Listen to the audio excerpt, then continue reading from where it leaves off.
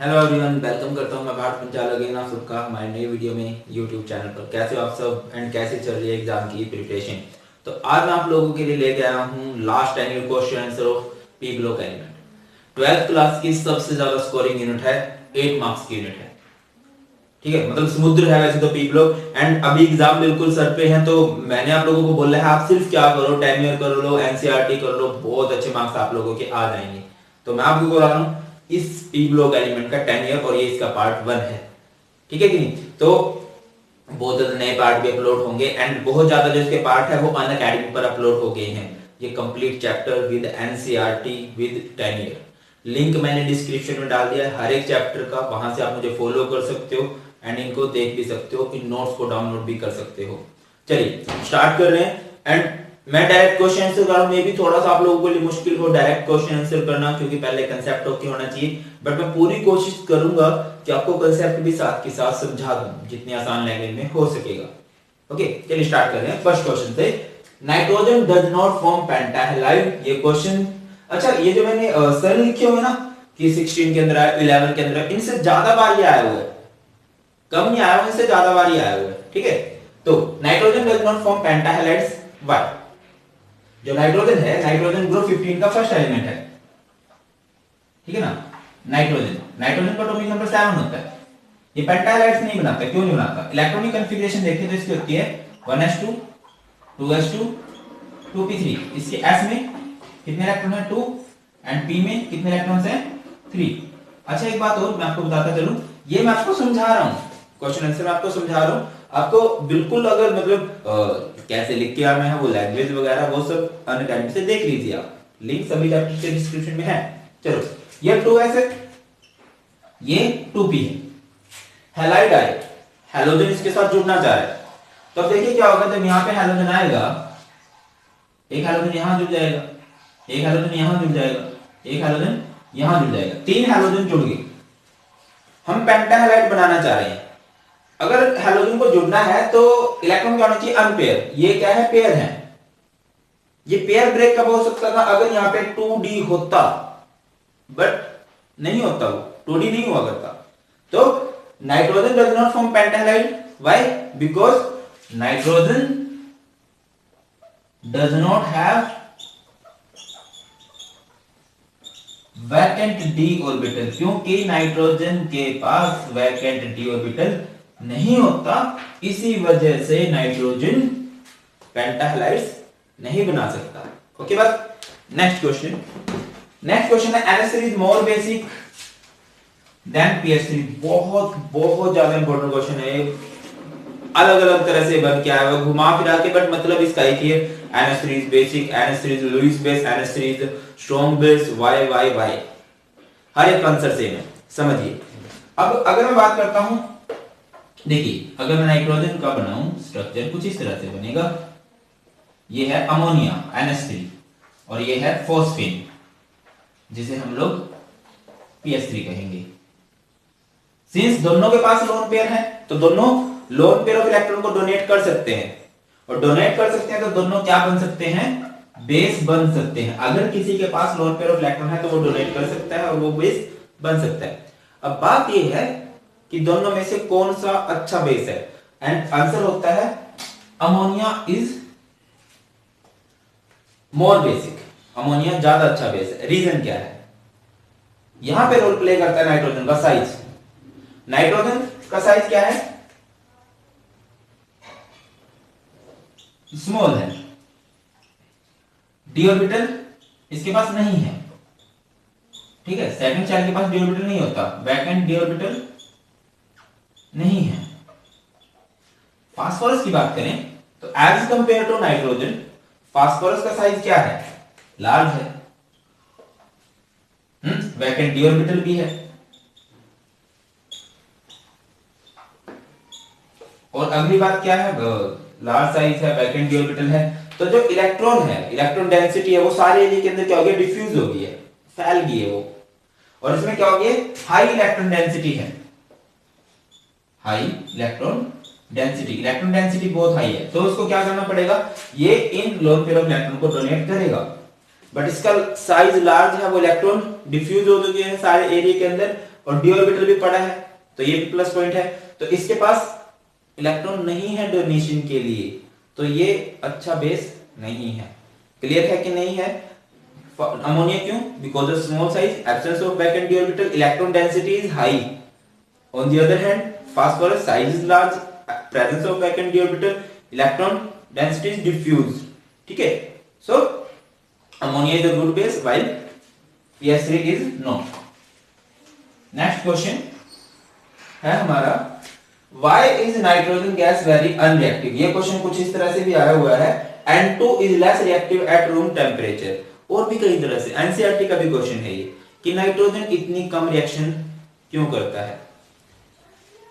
तो nitrogen diatomic form में exist करता है एंड नाइट्रोजन के एटम जुड़े होते हैं बाय ट्रिपल बॉन्ड होता है इसका। एंड इसकी जो बॉन्ड एनर्जी होती है, या कह लीजिए बॉन्ड डिसोसिएशन एनर्जी जो होती है, वो होती है 941.4 किलो जूल पर मोल। इसकी बॉन्ड डिसोसिएशन एनर्जी कितनी होती है? 941.4 किलो जूल पर मोल। एंड ये एनर्जी बहुत ज्यादा है, इतनी एनर्जी सप्लाई नहीं की जा सकती, रूम टेम्परेचर पे तो बात ही नहीं बनती वो। और इतनी एनर्जी सप्लाई नहीं की जा सकती, मतलब ये बॉन्ड नहीं टूटेगा, और जब ये बॉन्ड नहीं टूटेगा तो रिएक्शन नहीं होगी। That's why N2 is inert या वेरी लेस रिएक्टिव, ये कह सकते हो। नेक्स्ट क्वेश्चन, दो nitrogen exhibit +5 oxidation state, it does not form pentahalides. Why? Nitrogen +5 oxidation state show करता है, बट फिर भी ये पेंटाहालाइड्स नहीं बनाता। क्यों नहीं बनाता, ये क्वेश्चन है। अब एक बात समझिए, वही वाली बात है कि भाई क्या होना चाहिए, इसके पास वैकेंट डी ऑर्बिटल होना चाहिए था। अगर वैकेंट डी ऑर्बिटल होते, सिंगल इलेक्ट्रॉन होते, तो वहां पे हाइड्रोजन जुड़ जाते। ठीक है, तो इसका आंसर यही रहेगा, due to the absence of vacant d orbital. Next question बड़ा फेमस क्वेश्चन है, बहुत बार आया हुआ है। NF3 is an exothermic compound but NCl3 is an exothermic compound. NF3 जो है एक एक्सोथर्मिक कंपाउंड है, जबकि NCl3 क्या है? एक एक्सोथर्मिक। NF3 जो बना है वो बना है नाइट्रोजन से एंड फ्लोरीन से। इन दोनों का जो साइज है वो लगभग सेम है, तो सेम साइज वाले एटम्स को मिलाने में ज्यादा प्रॉब्लम नहीं होती, अच्छी लगती है उनकी जोड़ी, या नहीं? और NCl3 की अगर मैं बात करूं तो नाइट्रोजन के और क्लोरीन के साइज में डिफरेंस क्या है? बहुत ज्यादा है। क्या है? नाइट्रोजन और क्लोरीन के साइज में डिफरेंस क्या है? बहुत ज्यादा है। तो इनको बनाने के लिए बॉन्ड फॉर्मेशन के लिए जो एनर्जी देनी पड़ती है वो बहुत हाई है, हाई बॉन्ड फॉर्मेशन एनर्जी। उतनी एनर्जी नहीं बन पाती, तो हमें एक्स्ट्रा एनर्जी देनी पड़ती है। अब इन दोनों का साइज क्या है? सेम है, इन दोनों को मिलाना इतना मुश्किल नहीं है, तो जब ये मिलते हैं तो इनमें से हीट बाहर निकलती है। दैट्स व्हाई ये एक एक्सोथर्मिक कंपाउंड है, जबकि NCl3 क्या होता है? एक एंडोथर्मिक कंपाउंड होता है। Just a second.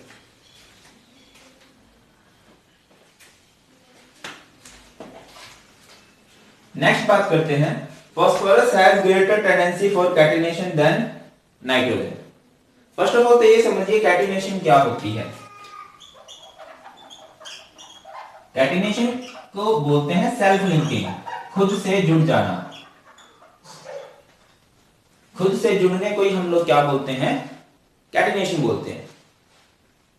And catenation की पावर किसकी ज्यादा स्ट्रॉन्ग होगी? Which form? Strong single bond, जिनका सिंगल बॉन्ड स्ट्रॉन्ग हो। अब देखिए, नाइट्रोजन और फास्फोरस, नाइट्रोजन का अगर सिंगल बॉन्ड कंपेयर किया जाए फास्फोरस के सिंगल बॉन्ड से, तो फास्फोरस का सिंगल बॉन्ड ज्यादा स्ट्रॉन्ग होता है, उसकी बॉन्ड एनर्जी ज्यादा होती है। दैट्स व्हाई फास्फोरस की जो कैटिनेशन पावर है वो ज्यादा है किससे? नाइट्रोजन से। Next, why is BiS3 is the strongest reducing agent among all the hydrides of group 15? Strongest reducing agent, क्या मतलब है रिड्यूसिंग एजेंट का? बोलिए। रिड्यूसिंग एजेंट का मतलब यह है कि जो दूसरों पे क्या करवाएगा? रिडक्शन करवाएगा। खुद पे क्या करवाएगा, ऑक्सीडेशन करवाएगा। ऑक्सीडेशन करवाने का मतलब क्या है यहाँ पे, कि जो हाइड्रोजन को आसानी से रिलीज करे, ठीक है ना। ऑक्सीडेशन क्या होता है, ऑक्सीडेशन होता है ऑक्सीजन का जुड़ना या हाइड्रोजन का हटना। और भी बहुत सारी डेफिनेशन है, एक ये भी है, ऑक्सीजन का जुड़ना, हाइड्रोजन का हटना। अब इसने बात की है कि hydrides of group 15 element, group 15 के एलिमेंट्स के हाइड्राइड्स की अगर मैं बात करूं, -3 ग्रुप 15 याद है ना, पता क्या होता है, नच, पंजाबन, असी, सभ्यता, ऐसा PS3, ASS3, SbS3, BiS3। तो नाइट्रोजन का साइज स्मॉल है, तो कुछ इस तरह से होता है। NH बॉन्ड लेंथ की अगर बात करें तो नीचे जा रहे हैं, बॉन्ड लेंथ क्या होती जा रही है, इंक्रीज होती जा रही है।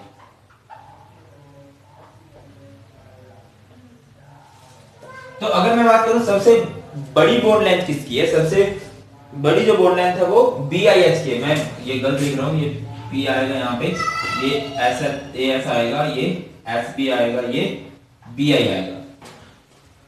तो क्योंकि बिस्मथ का जो हाइड्राइड है उसकी बॉन्ड लेंथ सबसे बड़ी है, तो बॉन्ड सबसे क्या है, वीक है, और वीक बॉन्ड को तोड़ना आसान है, तो यहां से हाइड्रोजन इजीली रिलीज किया जा सकता है, और इसी वजह से ये ज्यादा अच्छा रिड्यूसिंग एजेंट है। Next question, N2 is less reactive at room temperature हो चुका। Ammonia has higher boiling point than PS3। इसको हम कैसे करेंगे, समझिए। अमोनिया का बॉइलिंग पॉइंट हाई है किससे, PS3 से। अमोनिया को अगर मैं बनाना चाहूं तो कैसे बना सकता हूं, बना सकते हैं जी, बना लिया, बना क्या सकते हैं, बना लिया।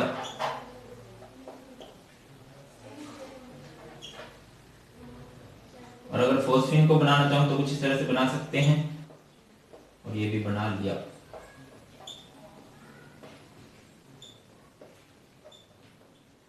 अब समझिए दूसरी बात, आपने टॉपिक सुना होगा हाइड्रोजन बॉन्डिंग, बहुत इंपॉर्टेंट है केमिस्ट्री में, बहुत जगह पे बहुत इंपॉर्टेंट रोल प्ले करता है। अगर नहीं सुना तो सुनिए, वीडियो देखिए, बहुत अच्छे से देखिए, मैंने बनाई हुई है। हाइड्रोजन बॉन्डिंग क्या होता है, हाइड्रोजन अट्रैक्ट हो जाता है, रिपीट कर रहा हूं, हाइड्रोजन बॉन्ड कोई बॉन्ड नहीं होती है, जस्ट एक अट्रैक्शन होती है हाइड्रोजन की मोस्ट इलेक्ट्रोनेगेटिव एलिमेंट की साइड। और वो मोस्ट इलेक्ट्रोनेगेटिव एलिमेंट कौन कौन से हैं, फ्लोरीन, ऑक्सीजन एंड नाइट्रोजन। जब कभी हाइड्रोजन अट्रैक्ट हो जाता है किसी मोस्ट इलेक्ट्रोनेगेटिव एलिमेंट की साइड, तो वहां पे हाइड्रोजन बॉन्डिंग आ जाती है, और हाइड्रोजन बॉन्डिंग वहां पे स्टेबिलिटी प्रोवाइड करती है। अब दो तरह की हाइड्रोजन बॉन्डिंग होती है, एक होती है इंटरमोलिकुलर, एक होती है इंट्रामोलिकुलर। एंड ये आप लोग समझते हो इंटर क्या होता है, इंट्रा क्या होता है। रिपीट करूं, इंटरनेशनल मैच होते हैं, एक नेशन का मैच दूसरे नेशन से, ठीक है। इंटरमोलिकुलर मतलब एक मॉलिक्यूल, दूसरा मॉलिक्यूल, तीसरा मॉलिक्यूल, अलग अलग मॉलिक्यूल्स के बीच में जो बॉन्डिंग है। और एक होती है इंट्रामोलिकुलर, जैसे हरियाणा का मैच पंजाब से हो जाए तो वो क्या होगा, इंट्रा होगा, इंट्रानेशनल मैच है, वो इसी नेशन में हो रहे हैं।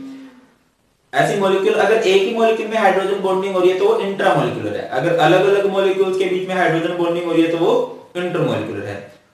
और अगर इन दोनों में आए बात तो इंटरमोलिकुलर हाइड्रोजन बॉन्डिंग ज्यादा स्ट्रॉन्ग होती है।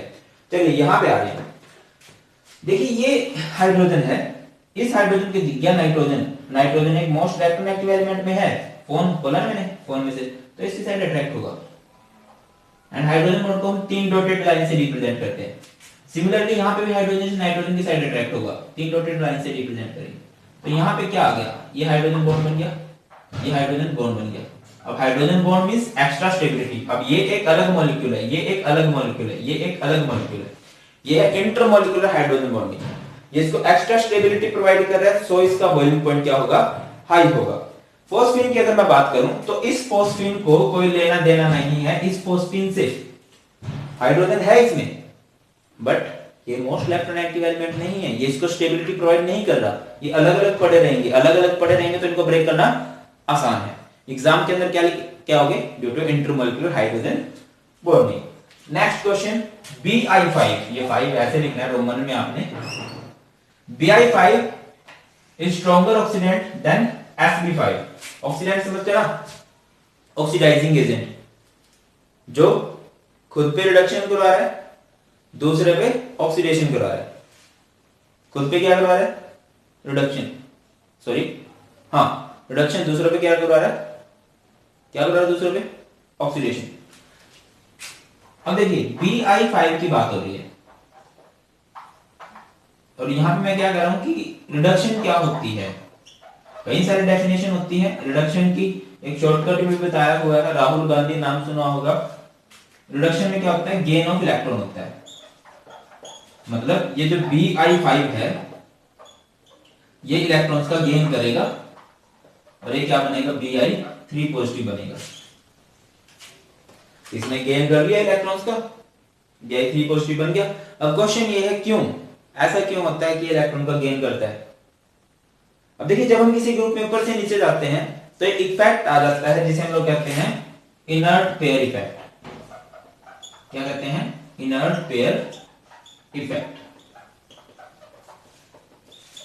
इलेक्ट्रॉनिक कॉन्फ़िगरेशन की बात करूं तो बिस्मथ की जो इलेक्ट्रॉनिक कॉन्फ़िगरेशन होती है वो होगी NH 55 80 सब बेटा 2 3 4 5 6 6s2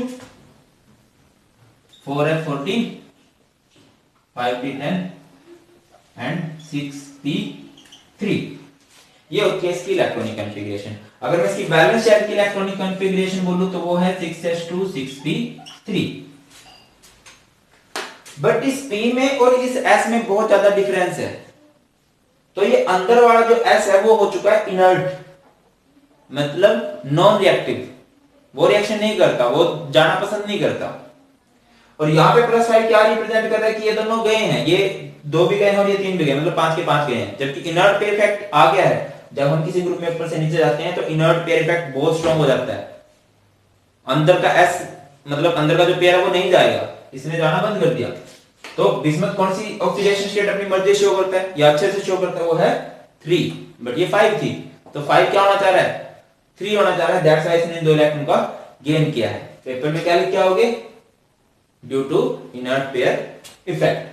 तो ये था जी हमारा पी ब्लॉक का पार्ट 1 लास्ट एंड का। आई होप की वीडियो आपको अच्छी लगी है, एफर्ट्स आपको पसंद आ रहे हैं। अब आपका बनता है सपोर्ट करना। वीडियो को मैक्सिमम लाइक कीजिए, शेयर कीजिए, चैनल को सब्सक्राइब कीजिए। अनअकैडमी पर फॉलो नहीं किया तो वहां भी कीजिए। कमेंट करके जरूर बताइएगा वीडियो कैसी लगी है। नेक्स्ट वीडियो किन टॉपिक से रिलेटेड बनाए बताइएगा जरूर। Thank you so much for watching. मिलते हैं नेक्स्ट वीडियो में। जय हिंद।